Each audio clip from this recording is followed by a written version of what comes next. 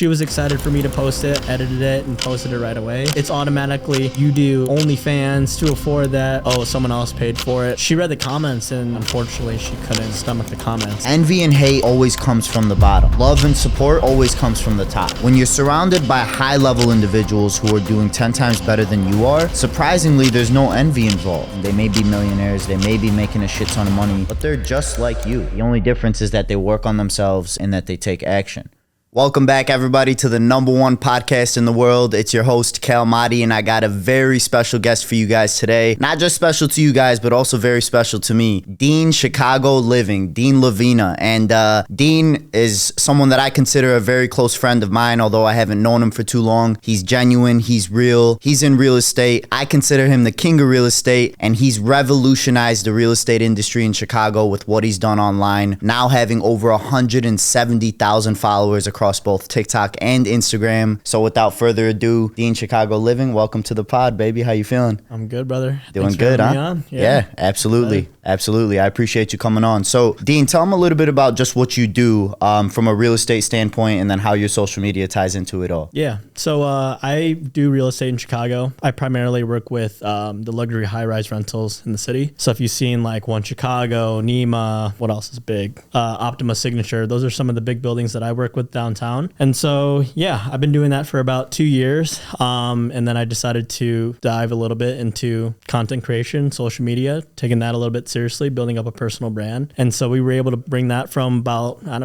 1,000 followers on both platforms to over 170 within 6 months. And so it's been a lot of fun. It's been a crazy journey. I've met a lot of crazy people along the way, and yeah, it's opened up a lot of doors and a lot of opportunities. So it's been a good ride. One thing about you, Dean, and as you know, like, we got a lot of friends with a lot of followers on social media, right? But I think with you specifically, even though you do have 170,000 followers across both platforms, you've always been the one that's like the most humble in a certain sense, but in a way in which, like, it's almost as if you don't realize how many people are actually following you. I remember when I did a video with you, within that week alone, I had people from like all the way deep into the suburbs recognizing me at a breakfast restaurant, to like people recognize me while I was walking to the gym here in the city. And when I would tell you those things, like, you would actually be surprised. So one of the things that I've always valued about you is how humble you are. And it seems like no matter how many followers you've gained, it's never really changed who you are.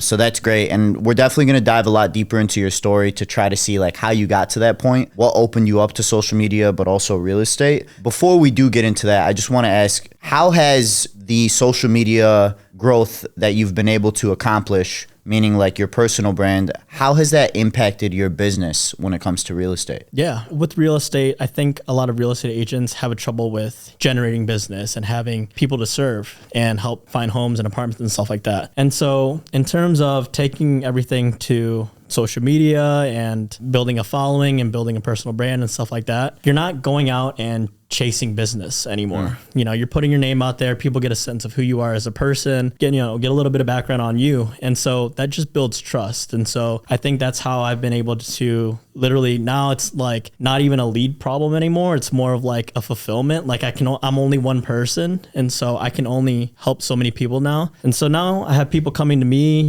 hitting me up saying they love my videos and stuff like that. And, I love what you did with that person and how you helped them find that apartment. I love that apartment. I love that building. I love those amenities. That's something that I want for myself. Can you help me? And now it's just like I said, it's more of like a fulfillment thing. Like I can't, serve all these people. It's nuts. And so I'm getting to a point now where I have to, build out a team and, have people help me and doing showings and stuff like that. So that's kind of how building like a personal brand's like impacted my business. And what percentage, like, just to clarify, obviously you're focusing on high-rise luxury apartments in Chicago, and you're basically helping people find an apartment to rent out, right? And like, what percentage of your clients would you say come from your social media following right now? Right now, about 80%, majority of it's 80%. And then I've had, some clients in the past and, referral clients, but a majority it's been social media, which is nuts. And with 80% of it coming from social media, do you still have to do any of your own outreach? Like, what most real estate agents do, whether it's cold calling or anything of that nature, or like has the lead flow generation just been taken care of from your personal brand? Yeah, like you said, the personal brand's just been taking care of the lead generation part. So it's been good. I feel like it's interesting because when it comes to content creation and that sort of thing, that doesn't feel like work to me. Yeah. And I put it out there and then all of a sudden clients are like, hey, like I saw your video, I'm like, oh, now I have like someone to help out. So it's interesting. Yeah, that's cool. And I know that you said it doesn't feel like work to you, but the one thing about social media is that obviously like you're not sitting there cold calling a bunch of leads to generate clients for yourself, but social media is still work. When it comes to you going out there to do those showings with each one of your guests on your personal brand, of course, but also just editing those videos and putting them out in a way that also like fits the algorithm to allow you to go viral, and implementing content strategies, studying your analytics. So although it doesn't feel like work to you, like the one thing I think people get wrong about social media a lot of the times is that it's easy, right?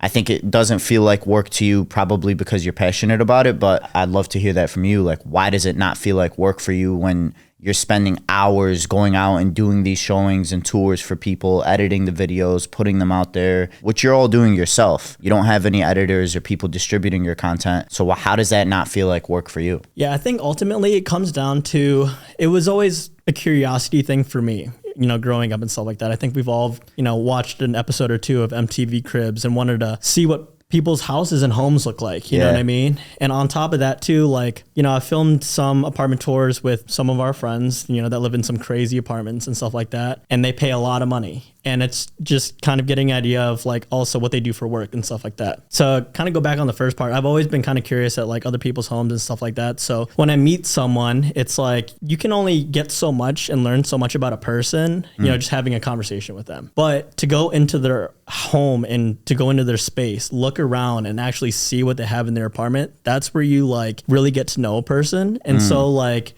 that's why I don't think it's work, because I can have a conversation with that person, but also like I can go even a step further and be like, hey, you have like, for example, this letter from your great grandmother, you know what I mean? What was that relationship like? And how did you even get this like memento and stuff like that? And so, you know, just learning, I guess, and really building a connection with that person, it just doesn't feel like work to me. To me, at the end of the day, like how I did with you, right? We filmed our video. It was like just boys hanging out. And literally as we're going throughout the apartment tour, it's just, you know, in between like shots and stuff like that, we're making small conversation. I get to know you on a deeper level. I got to ask you, you know, about when you had that anchor in your apartment and what the story was behind that. And it's just like, it's cool because again, it's just me making friends with a person and I'm just recording it. And it's at the end of the day, like, it's cool. It's not, my videos aren't about me. It's all about that person and their story. And I think that's why it doesn't feel like work to me. So I really it's really fun for me, like when I get to edit it and like look back on the conversations and stuff like that. I guess that's why it doesn't really feel like work. Yeah, for sure. I feel like that purpose that you've had, like it all comes down to your purpose. But more importantly, like if for anyone listening to this, like they could probably tell your perspective on what you're doing is so deep compared to like what someone's perspective would be from the outside looking in. Like people might think that you're just doing apartment tours to try to grow your business in real estate, but in reality, you're really taking a deep dive into trying to understand the individual based off of what you're seeing within their homes, right? And people's homes, I mean, that's sacred to most. It's in a sense their sanctuary. It's like their safe zone. So for you to almost break into that intimate setting and kind of read between the lines of like what makes an individual who they are based off of what they have in their home, taking it that deep, I think personally is probably what has allowed you to actually become successful in what you're doing, because you're not just going through the motions. And even if that's not the reason that you're successful, it's got to be the reason that you're consistent, right? Because like that curiosity is what keeps you going in terms of wanting to do the next tour and the tour after that and the tour after that. So I think that's extremely interesting. And you're right. Like when you came to do my apartment tour,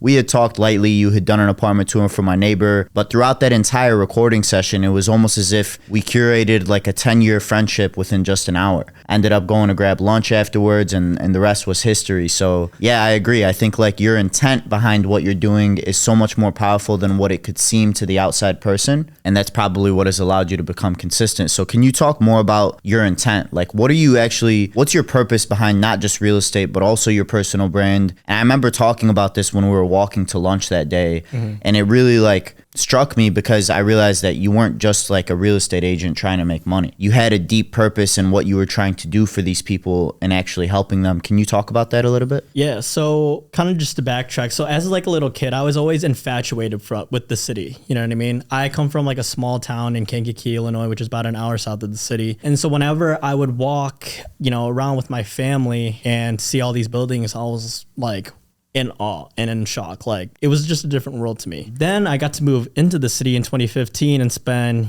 4 to 6 years of my college career and a couple years, post college in the city too. And I just fell more in love with the city. And so I guess what I really wanted to get out of these videos is I just wanted to show how like dope Chicago is. You know what I mean? And on top of that too, just kind of educating people on like the different neighborhoods and stuff. Cause I think the personality of like South Loop is far different from the personality of Gold Coast, which is a far different personality from Logan Square. You know what I mean? And I think my videos really portray that because like I said, you get to know the person and you get to ask questions like, why did you decide to choose this neighborhood instead of that neighborhood? Yeah. You know what I mean? And so I think that's ultimately like what the purpose of and what my intention was with these videos is to just show people like how cool the city of Chicago is, and two, like what people can like get, based on like their budget and like what their circumstances are. You know what I mean? That's pretty much the reason for my videos, just like, but also figuring out and doing it in a creative way, which is entertaining. Yeah, I think if I had to describe your videos with one word, which would be very difficult because I have to use one word, I would fall on selfless. You're right. None of your videos are actually about you. They're always about the individual who's showing you their apartment and the apartment itself. And that's probably why you get a lot of attraction, because it's like you're very selfless in your videos. None of your personal brand is really about Dean Lavina. It's about Chicago and the people who are living in Chicago as well.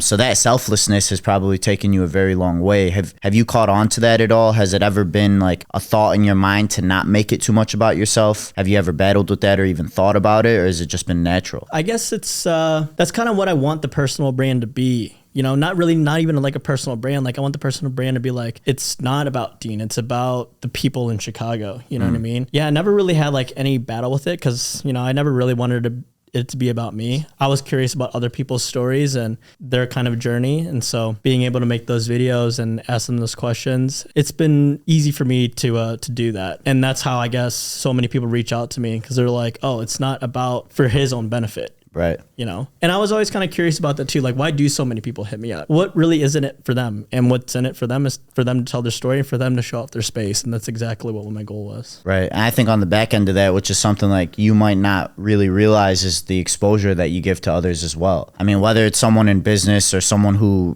I don't know, maybe just wants a little bit of clout, to say it transparently, but like you do really offer a lot of exposure to the people that you put onto that.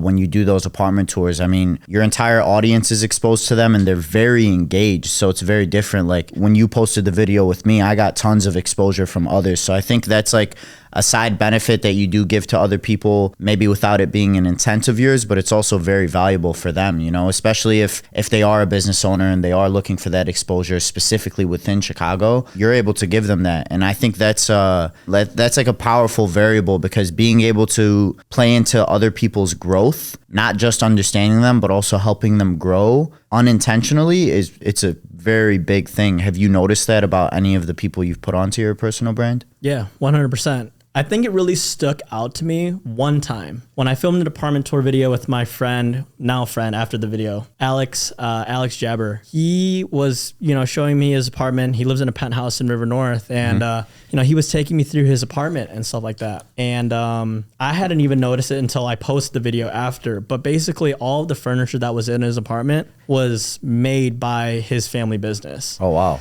He was pointing out different stuff, like this couch was made of this, table was made of this certain wood and stuff like that, and it's all handmade in our factory, basically. I would have been like, why the fuck do you know so much about your furniture, bro? Yeah, literally. And so I read all the comments, and then that video went fairly viral. I think it got like 200,000 or 300,000 views. But I read the comments. They were like, this is just like a sales pitch. Like, he's just doing this for free advertising. And I didn't even know it. Again, it was just me asking questions like, where did you get this from? He's like, oh, like we actually made this, like this is my family business and stuff like that. That's when I realized like, oh, well, maybe I can, kind of play a factor in like helping people, give exposure to whatever business, that they have to offer, whether it be the furniture business, or whether it be, I filmed a lot of people that are artists actually. Oh, wow. I'm reading the comments and like, oh my God, like I love this piece of art. Like I didn't know, for example, like Fiorenza, she goes by Elena. I didn't know that she was the one that made the art for Harry Styles. Oh, you know wow. what I mean? And so people like get to find that out and stuff like that. So yeah, that's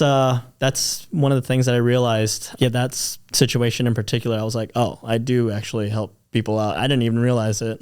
Shout out Elena. We'll get you on the pod if you could give us a painting to hang up, huh? Yeah, right. That's funny, man. How does it make you feel to know that like you can actually have that impact on people, to help them grow, to impact their business, their livelihood? Do you feel anything from that at all? Yeah, for sure. I mean, like I said, like I'll post a video and then people will be like, thank you so much for, taking the time out of your day to come over to my apartment and film an apartment tour video with me. And to me, like I don't feel it in the moment, but once they send me that message, I'm like, it really wasn't that big of a deal, but like, it's crazy to think that, people are really, really grateful for that. And so I'm really grateful that people even offer up their homes to me. That's one thing that I always pray about is like, I'm a straight up stranger, you know what I mean? It's kind of wild that people invite me into their homes. And so when they thank me after, like for coming over and filming them, I'm like, thank you for inviting me. Cause it takes a lot to invite someone in your personal space. Man, this is that purity and genuineness that I'm talking about, that I've been able to feel from you from the very first second that we met. Is like, people are thanking you for what you are like deeply internally thanking them for. For you to have that humbleness in a certain sense, to understand like how blessed you are to be in this in those situations where people are inviting you into their homes. That's so important. And I heard you mention like you pray for that a lot of the times. Is God like a big factor of your life or religion in general? Yeah, 100%. It's interesting too. Like I think it wasn't until I got older that I really started taking my faith seriously, and it wasn't until I hit rock bottom that happened. But yeah, religion's played a huge part into my life, and I know that everything that I have right now, the social media following, the friends that I have, the relationships, the materialistic items, down to that, I have all that because of God. And it's always just good to know that I have Him to always count on and kind of look back on. Because again, like what I have right now, I wouldn't have anything without being close and having that relationship with God. Yeah, man, I could relate to that a lot, especially when it comes to just taking your faith a lot more seriously as you get older. I grew up Muslim, obviously, and I've always cared about my faith and considered myself like, I always believed in my faith, right? But I never necessarily practiced it to the extent that I should. I think growing up, it was always just like, I was so focused more on trying to impress everyone around me and wanting everyone to like me versus just like staying true to myself, staying true to my faith, and understanding that whatever God wants to happen in my life, that's what's going to happen. And when I did start taking my faith a lot more seriously, which is credit to like a lot of the people that I started to surround myself with, credit to my younger brother more than anything, Dean. Like, I know you've never met my younger brother yet, but I've talked about him before, and anyone who knows me knows that my younger brother is the most important thing to me in my entire life. Right? Like, he's only 2 years younger than me, but I consider him a brother, a best friend, a son. I look at him in every perspective that like you can look at to just feel pure love towards. And my younger brother started taking his faith a lot more seriously. And I think that was really what pushed me into it, because for me, it was like, man, I've been trying to create an example for my younger brother my entire life. What I realized is the easiest way to get him to do something that I knew was good for him was to just do it and show by example rather than telling him he should do X, Y, and Z. Whether it was as simple as quitting vaping or as serious as, committing to your faith. And my younger brother, who lived a life very similar to mine, he started praying very consistently and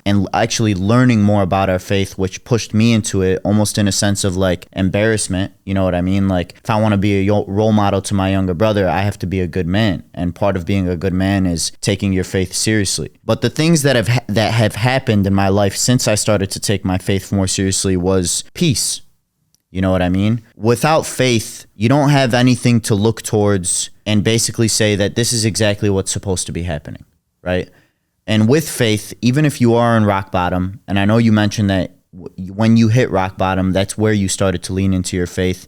And for me, it was very similar. It was almost as if like I had no one else to go to. When I had hit rock bottom, I was in a point in my life where like I felt pure embarrassment for being in the situation that I was in, specifically because everyone around me had always looked to me as like the guy, right? The young, the successful, the one who always had it all together. So I didn't really want to talk to anyone about what I was dealing with or what I was going through. The only people that were there for me were myself, my belief, and more importantly, God. And that's the thing about religion is like, no matter what your faith is, no matter what your religion is, when you believe in God, you'll always have someone who's there for you. And you'll always have someone that you can vent to. And you'll always have someone that can almost make you understand what you're dealing with and also just pray for what you want. I know you said when you hit rock bottom, that's when you started leaning into your faith. Can we talk about that moment in time for you? Like, when did you hit rock bottom? How did that happen? What did that look like? What were you going through? I think it was a combination of just,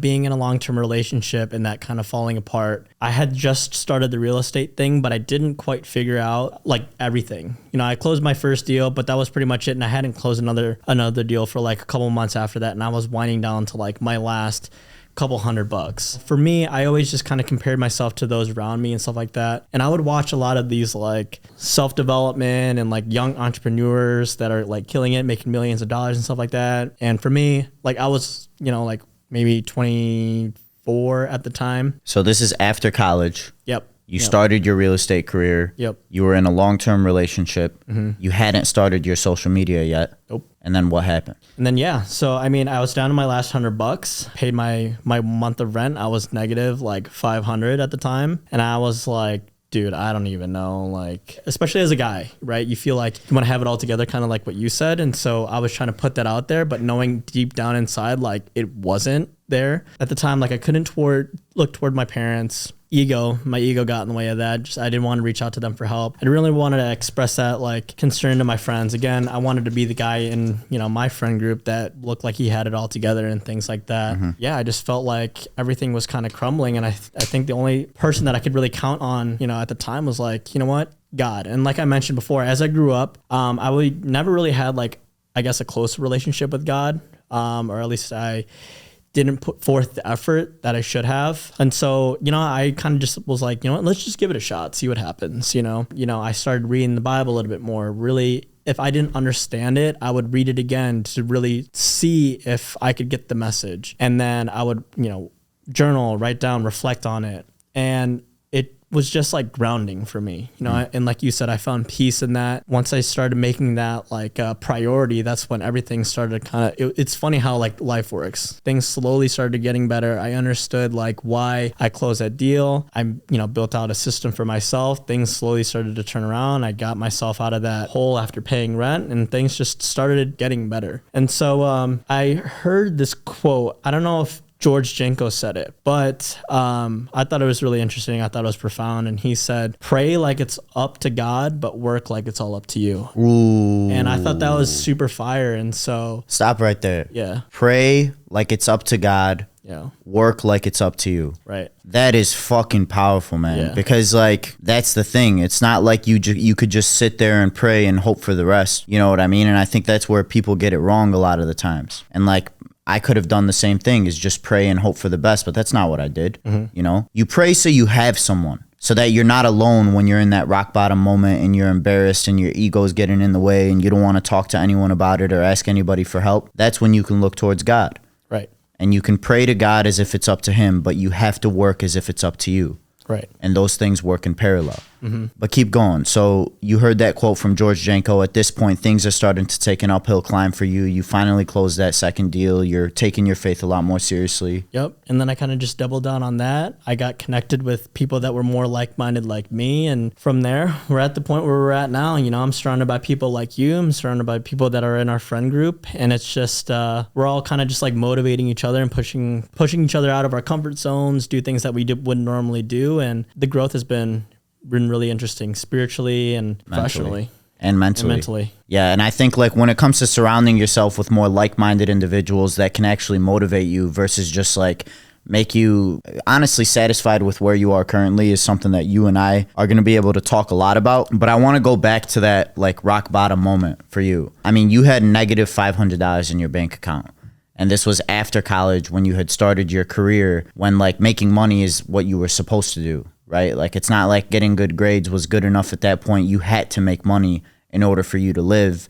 You didn't want to tell your parents about it. Did anyone know at all? Maybe my roommate. That was pretty much it. I mean, we were pretty close. Other than that, no, not really. I didn't really tell anybody about it. And what did you think, like, what was your mental state like at that time? Like, mentally, like, what were the things that you were saying to yourself? How did you feel? How were you showing up in your relationships? What did all that look like for you? Yeah. I kind of felt, like a fraud. You know what I mean? Like, I always try to put out, especially like on social media, I think that's one thing that we always try to do is put out our best self. And I was kind of manufacturing that, but knowing deep down that that wasn't the case behind closed doors. And so how did that impact my relationship? I mean, it was always stressful. I felt like I couldn't take care of my partner at the time the way that I felt like I should be able to, especially as a guy. I feel like you want to be able to take care of, you want to, at least for me, I'm very traditional in that sense that I just want my partner to not have to worry about, anything.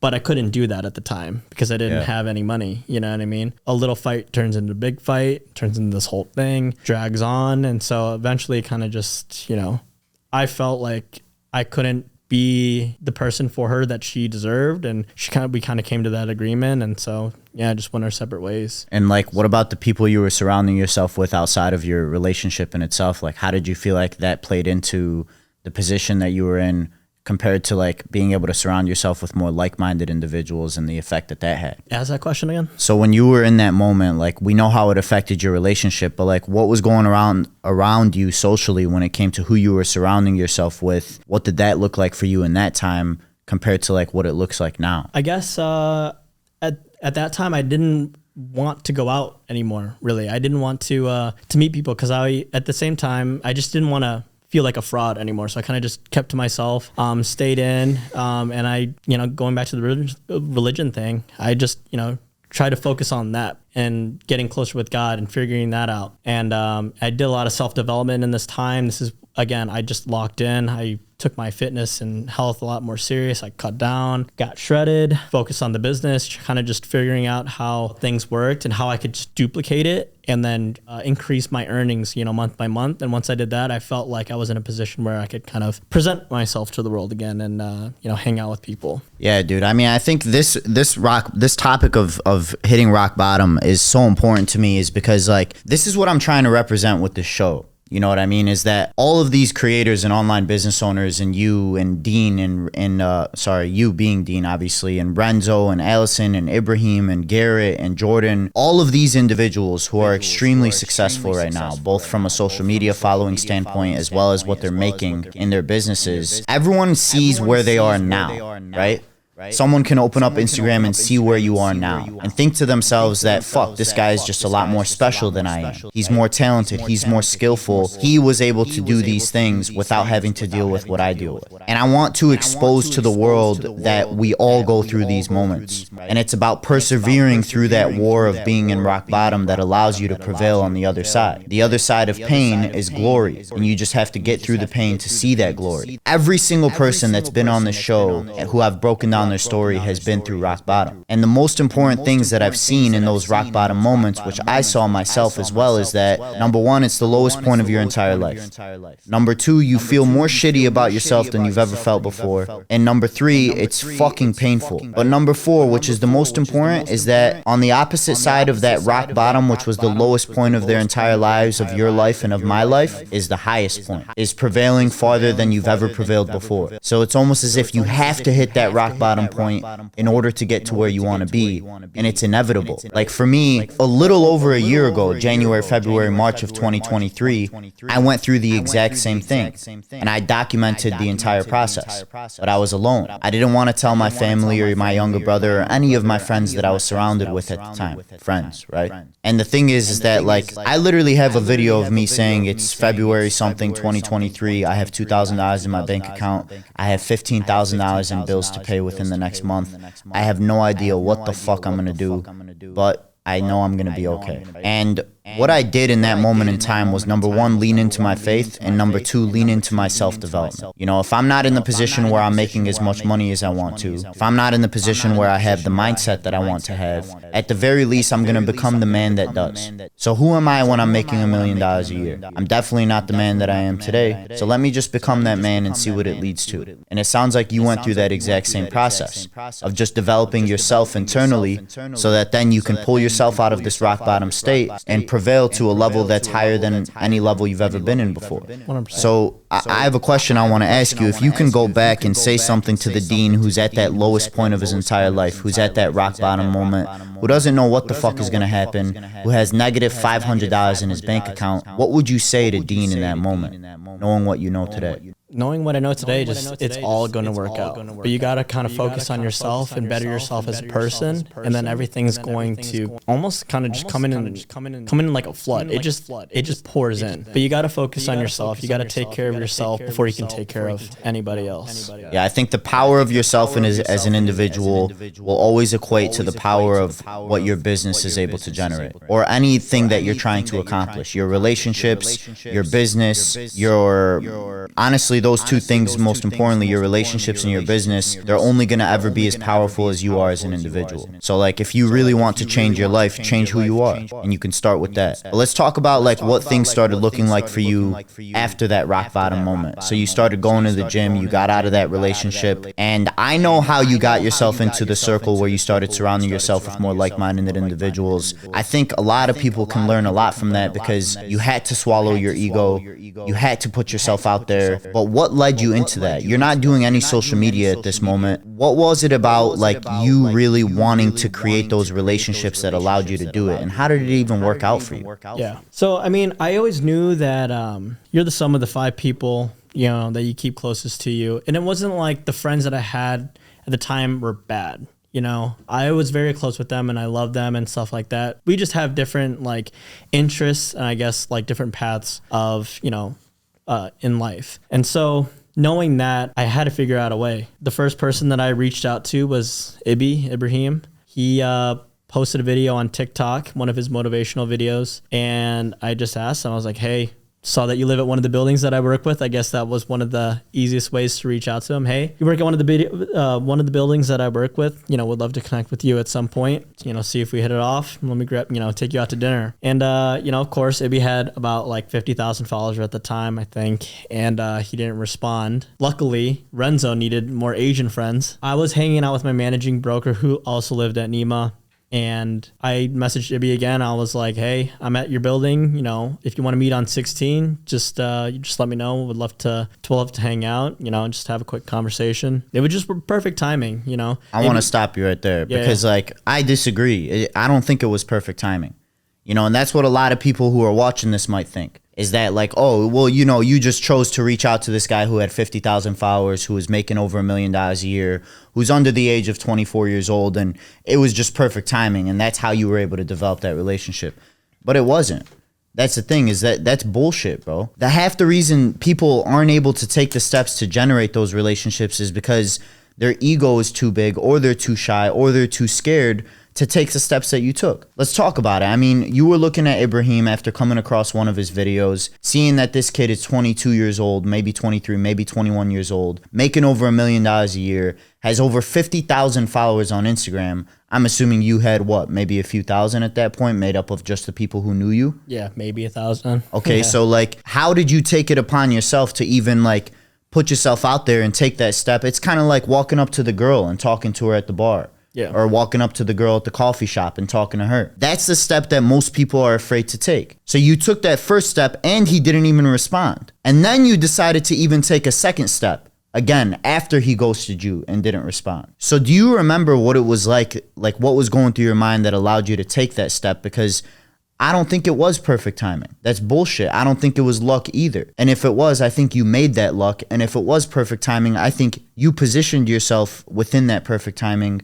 whether you knew it or not. You see, like those 2 steps alone are what most people shy away from. And it's the same steps that I took to become friends with all of our friends now. Mm-hmm. So like, talk about that. Like what is it about who you were at the time that made you ambitious enough to take those steps to break into that circle? Well, I mean, my thought at the time was like, worst thing that he can do is say no, or the worst thing that he could do is ignore me, which he did. But it's not like I'm going up to a person and they're going to like punch me in the face for them asking to just hang out. It's just, you know, it was a DM. Right. And so I guess that's what I thought at the time. And I just figured, why not? That's what I want you guys to understand, is that like, this is about creating a network in relationships from a friend to friend standpoint, or even a business standpoint. But you could look at this moment and apply it to anything in life. Whether it's you wanting to get a girl, or you wanting to make more friends, or you even wanting to have higher level friends, you have to put yourself out there.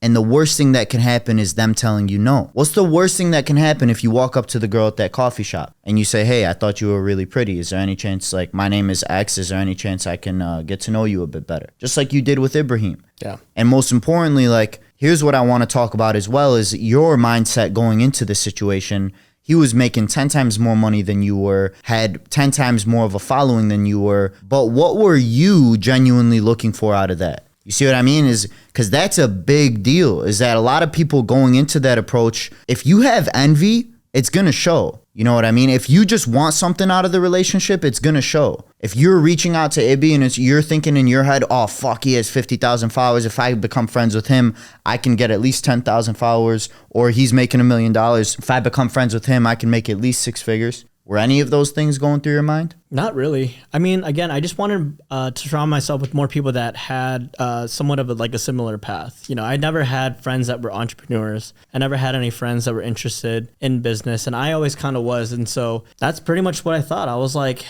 I don't know if he'll learn anything from me, but at the end of the day, at least like what I know I can give is like genuine friendship. You know, and I think that's the relationship that I have now with him. I think that's the relationship that I have like with all the friends that I have now, because, you know, we're all in different fields. We're all in different, I guess, like brackets as far as like income goes. But I know at the end of the day, we always come together as just like friends, and we can just have genuine, meaningful conversations, just have fun. We're just boys just hanging out. So that's what it was for me. Yeah. Yeah.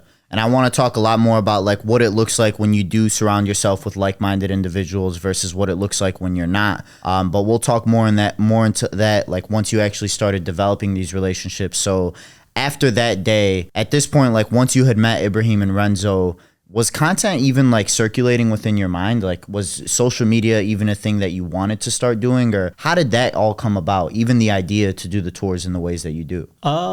Yeah, I mean, content creation was always in the back of my mind, but I guess I didn't know how to actually do it. You know, I always knew that like it was possible and like you could build like personal brand and stuff like that. But I guess I didn't know that I could do it without actually being within arm's distance of people that actually did it. Yeah, I mean, I guess it kind of just like it opened up my eyes that it was possible, and they kind of gave me some tips and tricks on like what to do and stuff like that. And they were actually the first people that I did the apartment tour videos with. Hell yeah.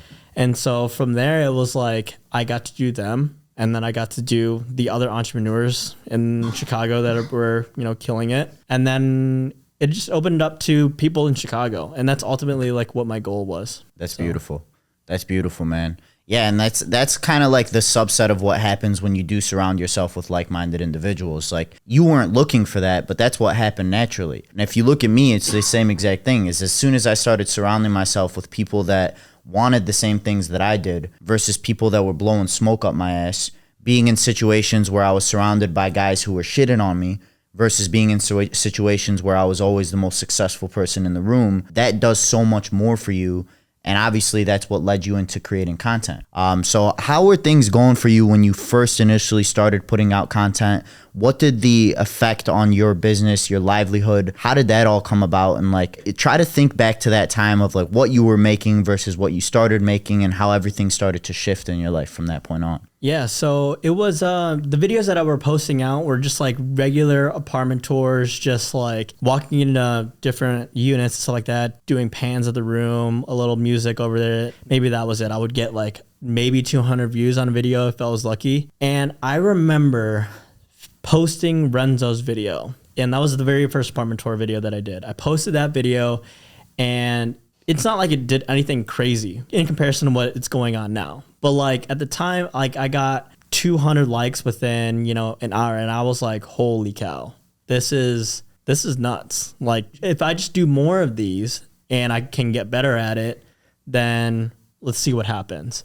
That's pretty much what happened. I just decided to double down on that. I was able to do more. I increased my skill set by doing more videos like that. And now it's like, it's crazy to think like if if my video doesn't hit minimum of 100,000, a few 100,000 views, that's considered like a bad video in comparison to like before. I would be stoked if I got like 500 views. Yeah. That was pretty much that with the content thing. And how did it all start playing into like the real estate side of like, cause at the end of the day, like you don't own your own real estate firm yet. So I'm assuming that like whoever you were working for at the time, as you started to grow on social media and bringing in all these leads, were they kind of like, yo, what the fuck is going on? You know what I mean? Like, how did things change for you from a business standpoint when it comes to your real estate in specific, like helping people find an apartment? Yeah. Well, I guess they didn't quite understand, like, because my managing brokers are older, so they didn't quite understand like why I was doing what I was doing with social media. For me, it was just like I knew that I could convert that attention into like business. And so, once I was able to do that, they were like impressed. They were like, holy cow, like Dean isn't just doing these videos just to do them. He's doing them for a specific purpose. And they're like not sales pitchy videos or anything like that. They're just entertaining. Yeah. And so, it's been able to blow business up in terms of like being able to bring in more deals, but also like I was able to generate some income from social media, which was, another profound moment for me. Awesome. Yeah. What did that feel like for you when that first started happening? Like that first dollar to come out of social media alone, what did that feel like for you? Yeah. I remember just looking at the TikTok like creator program. Because I knew that as soon as I hit 10,000 followers and $100,000 views in a month, that I was able to qualify for the creator program.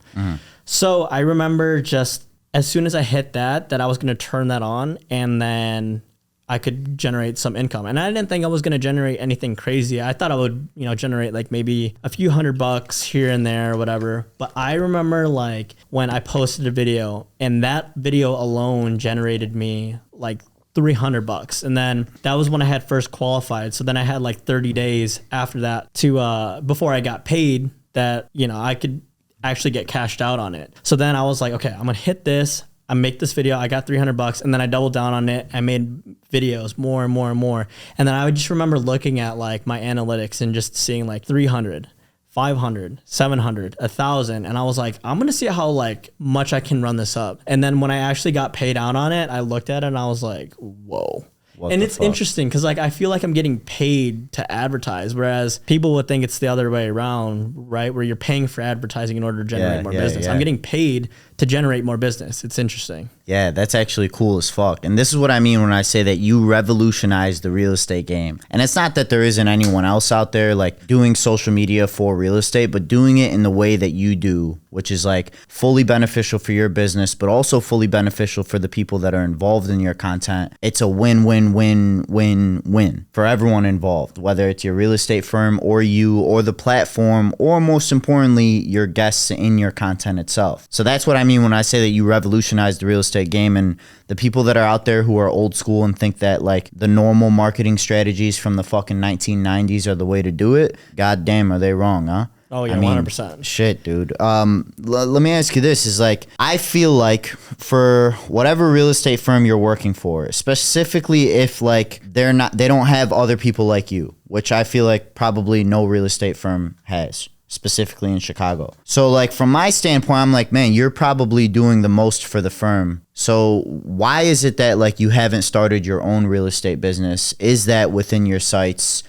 What does that all look like for you? Yeah, I think there's just a couple more skills that I think I need to develop first before I feel confident in doing that. I'm really specialized in like doing the luxury high-rise apartments and stuff like that. Again, there's a few more skills that I need to develop. I think also like leadership is another thing that I needed to develop. So just getting that before, I guess, having the confidence to open up my own firm is one thing that I need to do before taking that next step.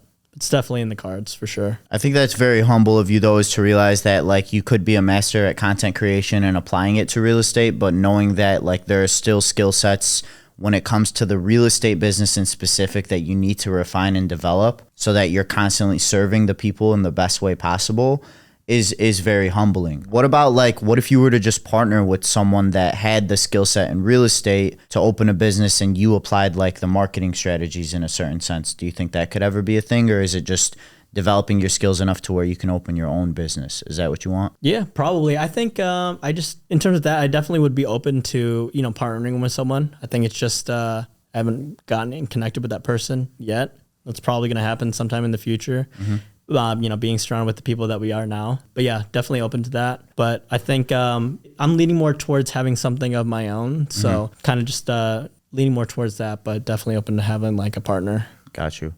My older brother is a personal injury attorney, Sharif Mahdi. He owns Mahdi Law. So he, right out of law school, like he always wanted to open up his own firm. But you need to learn a lot about like the actual practice of law before you can do that. So he worked as an attorney for a firm for, I think it was about 2 years, if not 3.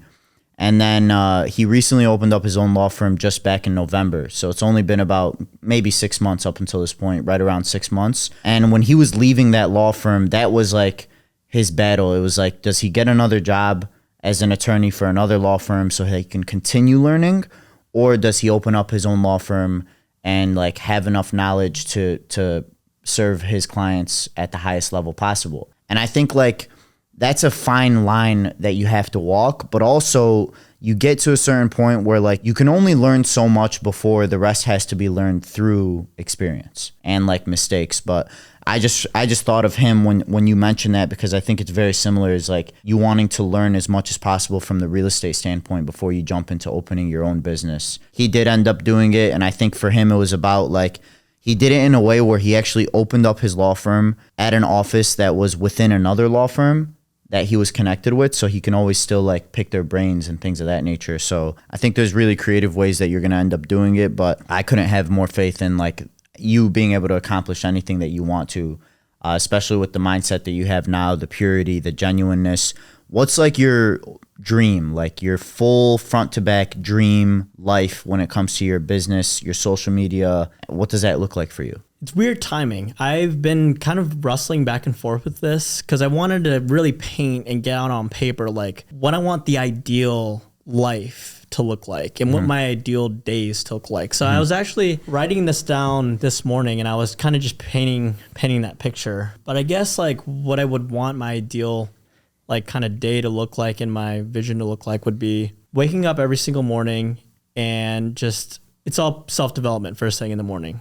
So just going to the gym, praying, doing my reading and things like that. And then I was thinking about like, what do I want the middles of my day to look like? And so for me, it would be just filming content, because again, I don't view that as work. I view that as a time for me to just meet more people. And I think that's really fun.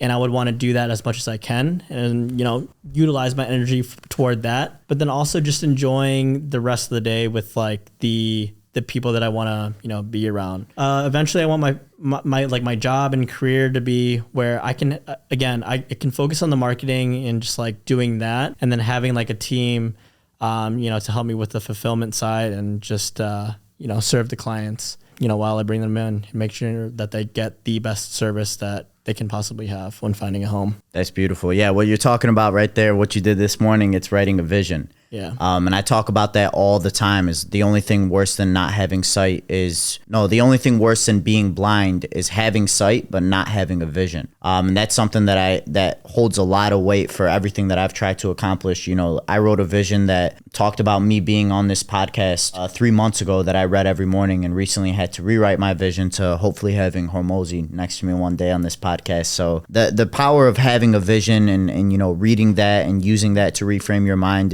it's incomparable to anything else. The one thing that I have noticed, Dean, and I want to know if you've seen this as well, because you're friends with a lot of really successful people in the online business space and the social media space. Every single person I've brought onto this pod, I talked about this already, but has hit rock bottom, has been in a situation where in that situation, they couldn't see a way out. They were at the lowest point of their entire lives. And second, no matter what business they're in, you in real estate, Renzo in social media, Garrett in sales, Allison in beauty and lifestyle, Cameron in wholesale real estate, Jordan in mindset and development. They all focus on personal self-development. So what are the things that all of these extremely successful young individuals are doing, regardless of what they're doing in business, is focusing on their personal self-development. They all have a vision. They all wake up early. They all focus on their health and their fitness. They all focus on their goals, if not their faith. And have you seen that as well when it comes to the people that we're friends with and surrounded with that are fucking millionaires under the age of 25? Yeah.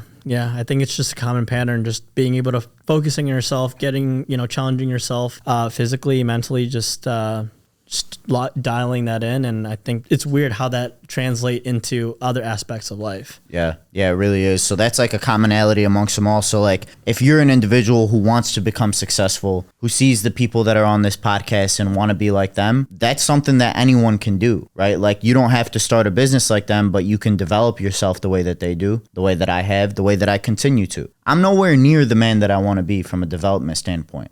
And I'm sure you could agree with that. Mm-hmm. That's why we have to constantly work on these things. Working on your brain is a muscle just like any other muscle in the human body. And if I were to work on my biceps for 12 weeks and they grew tremendously, but then I stopped, they would just go back to where they were before. And the same thing goes for your brain. One of the topics I do want to talk to you about, Dean, is like this whole concept of surrounding yourself with like-minded individuals and what that actually looks like. Like, how do you know if you're surrounding yourself with the right people? How do you know if you're surrounding yourself with high-level individuals? So what have you noticed is like the contrast between surrounding yourself with people that are good people? And, I want to highlight that is that like when we talk about our old friends and the people that we used to surround ourselves with, they're not bad people at all. And the way that they live their lives is completely fine for them. But they also don't have their sights set on what we have our sights set on. They have different goals. They have different beliefs. They have different ideas for the way that they should be living their lives. So just wanted to get that out there is that like, this doesn't mean that any of the people that we used to hang out with in the past are bad, but what is the contrast you've noticed between like what it looks like when you are surrounding yourself with high-level individuals versus when you're not? Their goals are just like a lot like different. I don't know. I feel like with the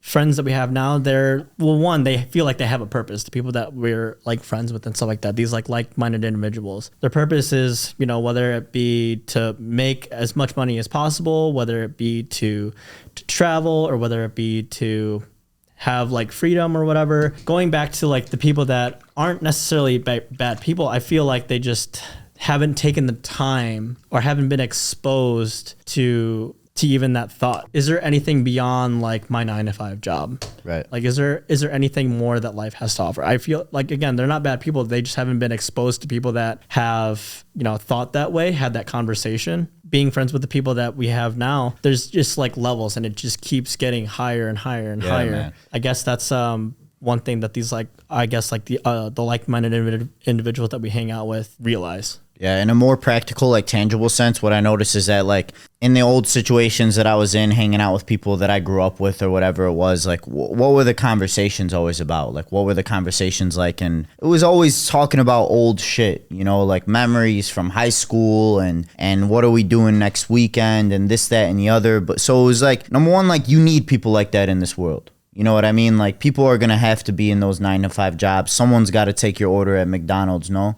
Right? Yeah. So like you need people like that in this world and they're not bad, but if you're different, then you should surround yourself with people who are not different. Right. And like that was always the problem for me is I was always surrounded by people where I was making fucking 10K a month, which you and me know is jack shit compared to what our friends are making and what we want to make. Right. I was making 10K a month surrounded by people where I was always the most successful person in the room. Right. And I was always getting glazed and highlighted for that.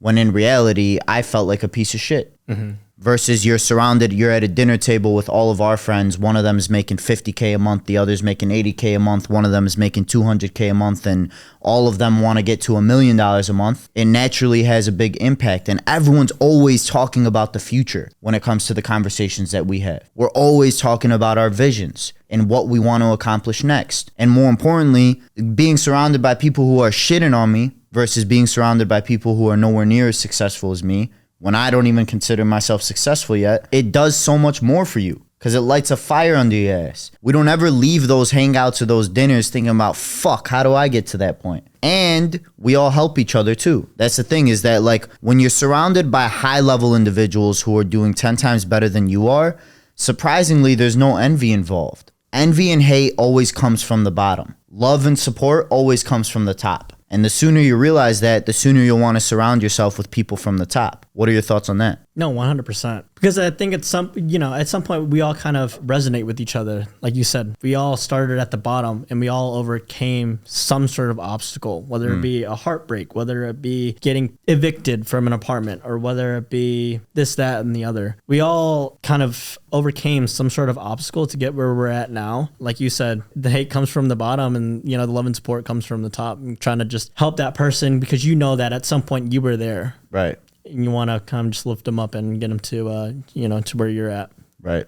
Right. Yeah, 100%. So like from a content standpoint, obviously you've been able to grow a lot, and I won't say it was in a short period of time, but for anyone that's like currently doing social media, whether they're in the real estate space or social media marketing, or who knows, growth operating or high ticket closing, just from like a general social media standpoint, do you have any like actual tips or strategies in terms of like growing on social media, like putting stuff out there that is engaging and valuable and effective from an actual like algorithmic growth standpoint, for lack of better terms? Not really. I mean, the only thing that I can say that I did for myself is find content in your niche or whatever, and don't reinvent the wheel. Just kind of take whatever is working and configure it to your own kind of like personality. So I mean, I'll be completely honest, how I kind of came into like my niche and how I found success, I would say pretty early, is I saw the guy Caleb Simpson that does it in New York. He built a following of 8 million on TikTok and stuff, and so I didn't reinvent the wheel or anything like that. I literally asked the same question. Instead of how much do you pay for rent in New York, it's how much do you pay for rent in Chicago. And so for me, the only thing that I did different was I made the videos a little bit longer. I made it more about the person and less about like myself. That was pretty much it. So again, just kind of making sure that you have the first 3 to 5 seconds down, whether it be like a thought-provoking question, like how much do you pay for rent? Or a lot of what I do is on short form, just getting that attention within the first 3 to 5 seconds, and then just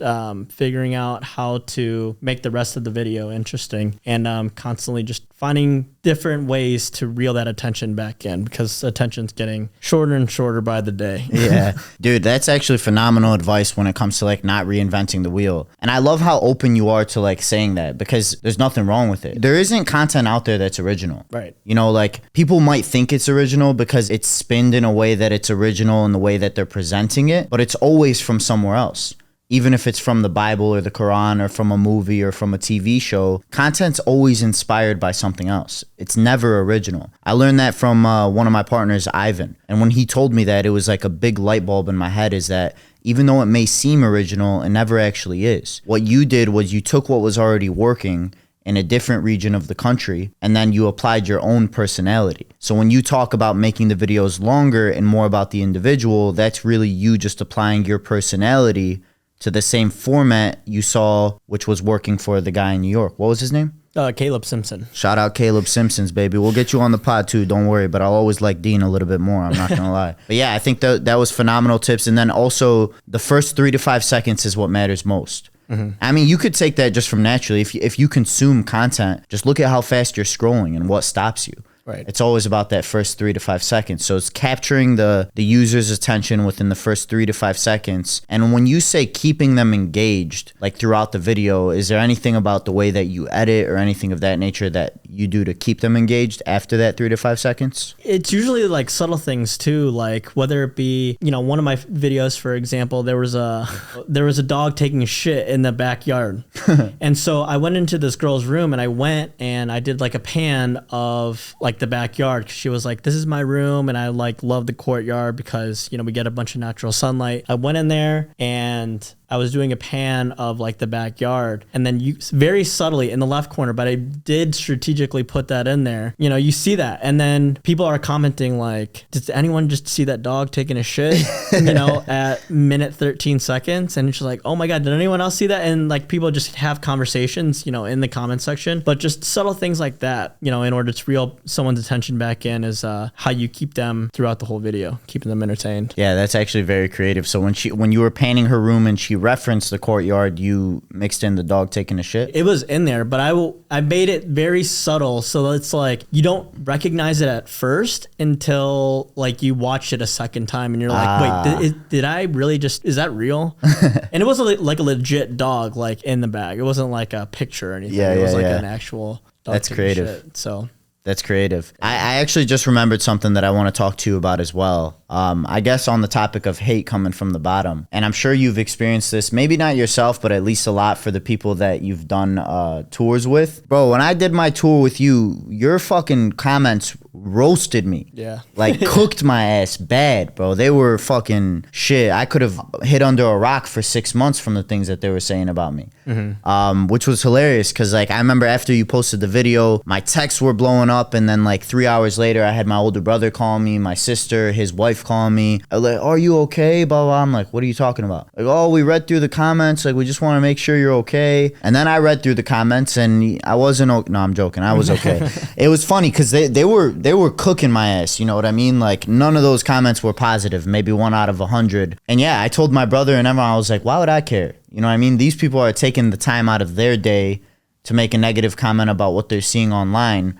There's not a chance that any of them are doing better than I am. Yeah. Like at the end of the day, they just don't have like something fulfilling them enough in their lives for them to just focus on themselves. Or if they're focusing on other people, put out something positive. Right. Right. So luckily I had that kind of like a predisposition in my own head. I've been able to develop my mindset enough to not be affected by shit like that. But I'm sure there's a lot of people out there who would care more about what those people were commenting. Maybe you've seen that from the other people that you've done tours with. Do you have anything to say about that when it comes to like comments on social media and just like positioning yourself as a public person and getting hate from it and things of that nature? I personally think it's inevitable, and I'm content enough with just knowing that hate only comes from the bottom, but curious if you have any thoughts on that yourself. Yeah, 100%. I mean, it's just, you know, people just don't get the full picture. That's ultimately what it is, you know? And especially like I am able to spend like an hour or two with that individual. And like I said, that's the time that I really take to ask as many questions as possible, get to know them on a deeper level and things like that. And you can only get so much from a 4-minute video. Yeah. It's just envy at the end of the day. I mean, a lot of the people that I do post live in very nice apartments and stuff like that. And it just, for me, when I read these comments, it just goes to show that there are some very, very small-minded people out there. Yeah. People that just haven't been exposed to, you know, what I've seen and stuff like that, you know. It just goes to show, like, that's how they are as a person, and it's a reflection of them. And so, yeah, I mean, it stinks because I get to spend time, like, with these people and, you know, get to know them on a deeper level. But they're making a judgment on that person off that 4-minute video. Yeah. I think what you said about like so many people out there with such a small mindset, like living in such a small world, is really what it is. Yeah. Like when I read through those comments, I had my family reaching out, seeing if I was okay. Like I felt bad for the people. Yeah. Really, like that was my first time getting that much, like, I guess you could say, engagement on social media through a different channel. And like it surprised me. I was just like, damn, man, like there's really that many people out there that are just scrolling through social media and taking the time out of their day to put something out like that. And I feel more bad for those people than I ever did for myself. Yeah. Because they're living in such a small world. Like just seeing that I was paying $6,500 a month for rent to them was like, oh, what the fuck? Like that's daddy's money. He came from a trust fund, this, that, and the other. And what I'm thinking is like, damn, like they really don't think it's possible for someone at this age to reach a certain level of success unless it was from daddy's money or they won the lottery or some shit like that. Yeah. And that's sad. It's sad. That's sad as fuck. Because it's just like, if you think that's crazy, see what some of our other friends are like doing. You know what I mean? Like we got Eddie that's paying over 10,000. 19 years old, like far younger than any of us, fucking killing it, paying 12 grand a month for an apartment, which is, to him, it's free. Yeah. You know what I mean? Like, and it's always so funny when Eddie uses that term when he's like, oh, it's free. But yeah, I mean, these people, they just don't see it. And I think that's so sad. And honestly, that comes back to like one of the virtues and goals for this podcast is to make people realize how real the opportunities are, not just in the online business space, but in today's world. Yeah. Like, it's just different. There's so many different ways that you can make money, so many different ways that you can help people. And that's what I want them to see from this podcast, is that all the people that I bring on, they may be young, they may be millionaires, they may be making a shit ton of money, but they're just like you. The only difference is that they work on themselves and that they take action, right? And yeah, that was crazy to me, man. It's because like you realize how many people out there are living in such a small world, and it's just sad. Like I feel more bad for them than they could ever make me feel about myself, for sure. Yeah. Have you ever had anyone that like was affected by like the reaction from your comments on the videos that you made? I actually had one, and I felt really, really bad because she was super excited for me to post her apartment tour. And it just went back to like, she read the comments and, you know, she was paying like decent amount for her rent. You know, it was like 2,500 or 2,600, you know, pretty hefty to some people, but to others, it's like not crazy. But in any case, it was just, she read the comments and, you know, a majority of them were just like negative. They were just like, that's stupid. Why would you pay that much? Your dad paid for it. You know, it's sad because those people don't understand, like, you can work hard and get a decent paying job and afford that. It's not, especially with like buildings like that, there are rules to even qualify for an apartment like that. You know, so they have to make a minimum of at least 3 times. And people, it's just like, don't get that. It's automatically, oh, someone else paid for it, or you do, you know, OnlyFans to afford that, or whatever. It's just like, no. And again, I get to spend so much time with these people, and a lot of people had some of a similar story. You know, they overcame some sort of obstacle, and then for people to kind of just downplay that because of what they saw in a 4-minute video, it's like, it just sucks. So I had one girl, not like affected, but she asked me to take the video down, which kind of stunk because, again, she was excited for me to post it. I prioritized it, edited it, and posted it right away. And then, unfortunately, she couldn't stomach the comments, and so I took it down. But that was pretty much it. Other than that, everyone else just kind of just looks at the comments. I actually had a video recently the other day. The girl was like, have you read the comments on this video? I was like, no, I usually don't read the comments. She's like, what are they saying? She's like, don't read the comments. And then I did end up reading the comments, and I was like, oh. But you know, she was cool about it. She totally understood that, like, it's social media at the end of the day. You're really taking that bold step of putting yourself out there, and someone's going to have something to say, whether it be negative or positive. Yeah, I just think, like, man, like, you're just like how you said those people are making a comment based off of the 4 minutes of the person. You're reading the comment based off of nothing from that person. And like, literally, like, if you can look at a comment and then click on the profile and it showed like an episode of the day in their life leading up to that comment, you probably wouldn't give a fuck. Yeah. Just like watching what they did in their life that day up until they made that comment, you'd be like, whoa, yeah, you know what? You can make a few more comments, if anything.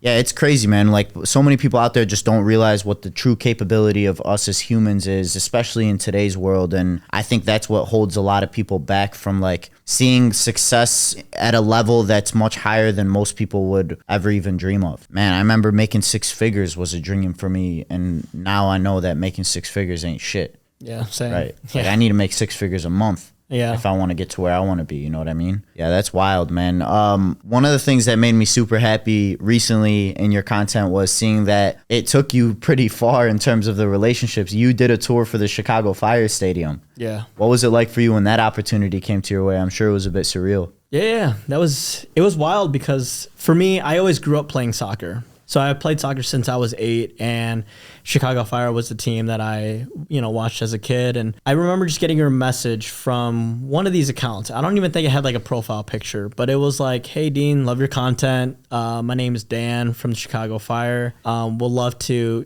collaborate with you in some sort of way. And I thought it was like a scam email. I was like, no, there's no way. But then no, we set up like a FaceTime call and everything like that. Got to talk to Dan himself, understand why he wanted to even set up the collaboration in the first place. Yeah, it was very surreal getting to collaborate with the team that I kind of grew up with and do it for the sport that I grew up playing and that I love. It was a lot of fun getting to see the behind the scenes, getting a private tour of like the stadium, getting to sit field side, which is something that I never have gotten to do in my life, which was really cool. And that experience was awesome. It was a wild moment for me because it just like goes to show, you know, that the work that you put in, you know, someone is going to realize it, and it'll all pay off. That for me, it was like it all pays off. Yeah, it made me so happy seeing that for you, man, because like that's almost like the level that you probably never saw. You know what I mean? Like you probably saw yourself doing tours for the most expensive apartments in Chicago, and that could have been the height that you saw, but doing a tour for a professional football stadium, better yet, the team that you watched your entire life, better yet, for the sport that you played your entire life, that's fucking beautiful, man. And I think that's a gift from God. You know what I mean? Because it could have been the Chicago Bulls and it couldn't have been tied to your history. Yeah. You know, so that truly is God looking out for you for being the man that you are today, which is truly, like,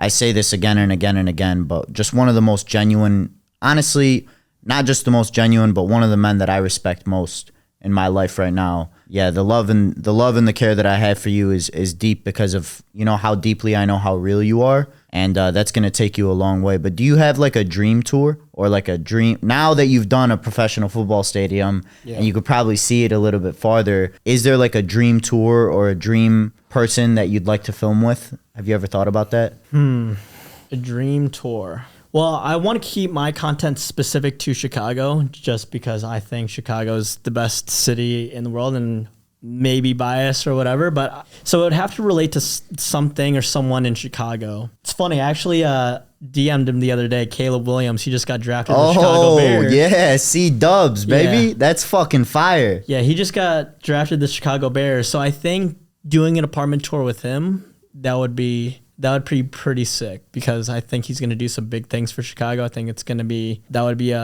an awesome tour. I think that he would be the one person that I would want to do an apartment tour with at this time. So we'll see. Hopefully he hits me up one of these days. He will. Hey, can I be your videographer that day? Yeah. You know what I mean? Like we could just act like you hired me and shit. Like I know you're a solo man, like a one-man army, but you know, I'll sign a 1-day contract with you to meet C-dubs, you know what I'm saying? Yeah, that'd be lit. That would be pretty cool, man. And I think Caleb is going to do a lot for Chicago for sure. Otherwise, at this point, I'm going to get a fucking Lions jersey because I'm sick of this shit. I've been trying for like 20 years to stick with the Bears, and it hasn't been fun. So that's awesome, man. Caleb, if you're listening to this, DM my boy Tour if you're a good guy. He's a much better guy than you are, but maybe you can get to that point if he sees you. Outside of Caleb Williams, what if someone else wants to get to know you, Dean, wants you to get to know them, and wants you to tour their apartment, and they live in Chicago, of course? How can they get to you? Yeah. So you find me on Dean Chicago Living on Instagram, Dean Chicago on TikTok. DM me the word tour. Would love to check out your apartment, have a little conversation, get to know you. You get to know me. That's how you can find me. DM Dean the word tour. That's Dean Chicago Living, DEAN. DM him tour/Cal if you want me to come. No, I'm joking. I'm not coming.